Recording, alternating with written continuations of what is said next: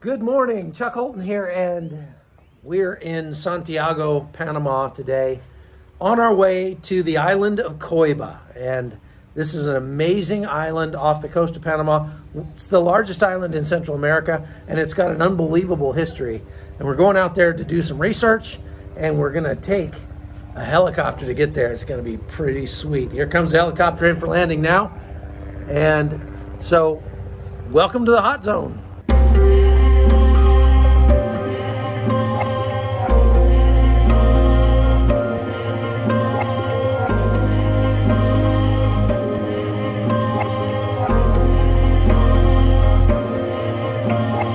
This is the island of Coiba. Back in the 1980s, it was a penal colony, and during the invasion, this was the last mission that the Ranger Regiment accomplished for the whole invasion. We came out here, it was January 1990, and when we arrived in a bunch of helicopters out here on the airfield, all the prisoners, about 3,000 or 4,000 of them, were just roaming around the island. And so we had to kind of gather them all up and put them down in a horse corral, if I remember right, down a little bit further this direction. Kind of move them all down there. You could always tell the leaders of the different gangs because they would have a girlfriend sort of with them, young guy wearing a dress, high heels, makeup, things like that. So we had to come through this area, and we had to search the whole area. Now, this was very well manicured at the time. This building behind me was not actually here. This was a basketball court, and there's a church on the other side of the basketball court that's around behind this building now. But the main penitentiary was right here.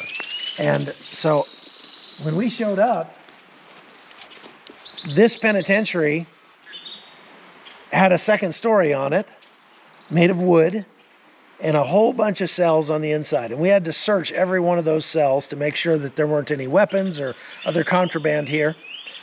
And so we had to basically break into this penitentiary. All of the cells were locked. We had to break the doors down and that sort of thing. It was painted yellow on the outside and on the inside as well. Come on.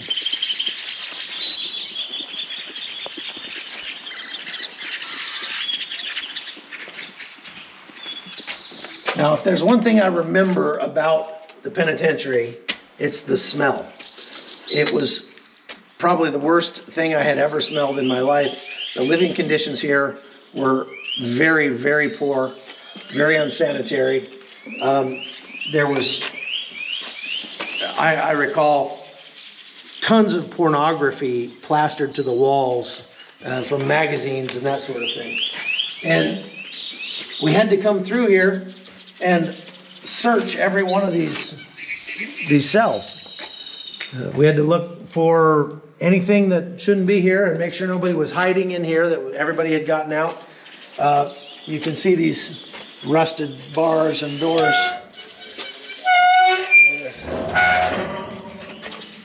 That's just that sound brings back memories. Hasn't changed a lot. So we came through here and opened up every one of these cells. Some of them just had a padlock holding the door closed. Some of them were already open, but we had to go through both upstairs and downstairs. So remember, there was a second floor here that's now completely gone. The wooden second floor didn't survive very well, apparently. So come on, I'll show you one other thing.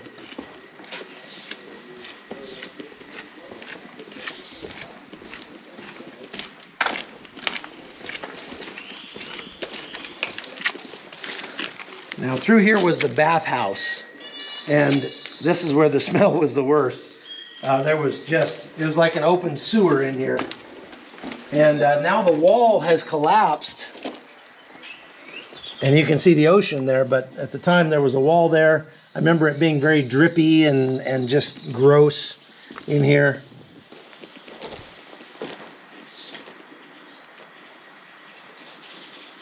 Lots of memories.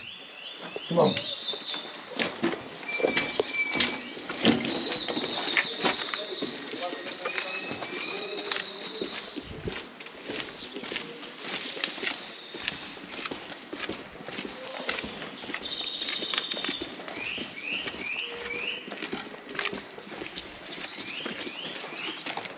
Now, most of the guards that were here for the penitentiary were already gone. They had already escaped the island, but there were about 7 or 8 left, I think, maybe a few more than that.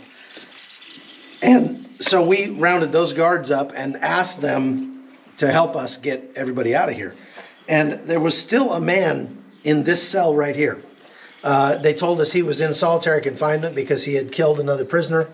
I recall that the door on this cell was a solid metal door, kind of like the one that you see back behind me there. It was solid metal, had a little hole at the bottom to feed him through.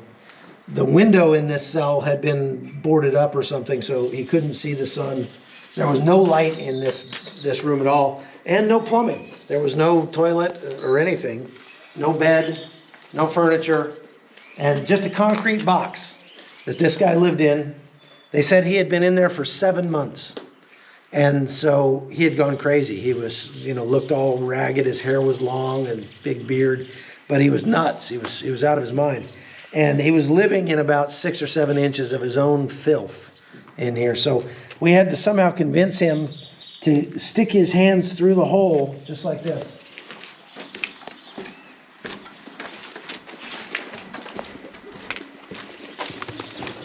Stick his hands through that hole and let us handcuff him and then take him out and bring him out here into the sunlight.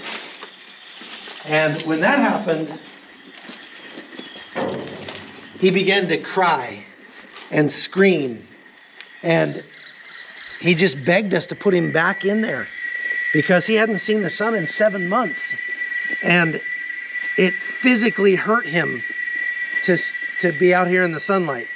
And it was the first time in my young life at that point that I'd ever looked at another human being and thought the best thing I could do for this guy would be to just shoot him right now. Just put a bullet in his head and end it for him, because he was the most miserable specimen of a human being I had ever seen in my life. Now, there was one other cell over here around the corner.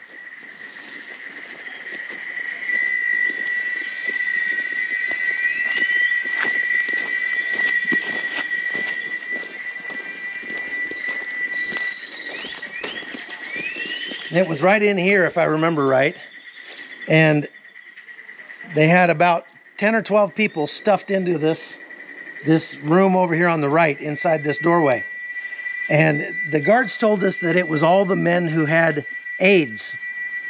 And what Noriega used to do would be to take his political rivals and throw them in here with this guy, these guys, and have them rape them.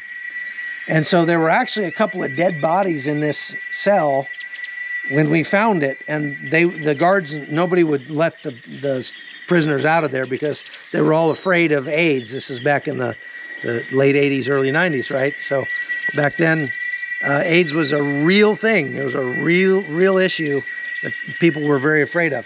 Now, I felt really bad for the guys that were in this thing. It was right around Christmas. They'd been stuck in there with a bunch of dead bodies. Did not smell good at all. And so right across the way here, this building over here was the camp store. And the guy that had been taking all the mail that had been sent to the prisoners and keeping it up here, all the packages and Christmas packages and stuff like that. So we went over there and liberated a bunch of fruit cakes and cigarettes and things like that and brought them over here and gave them to these prisoners that were still in this cell over here. And then we let the 7th Infantry Division worry about it after that. The Hot Zone is produced by Amy Holton and Live Fire Media. Copyright 2021.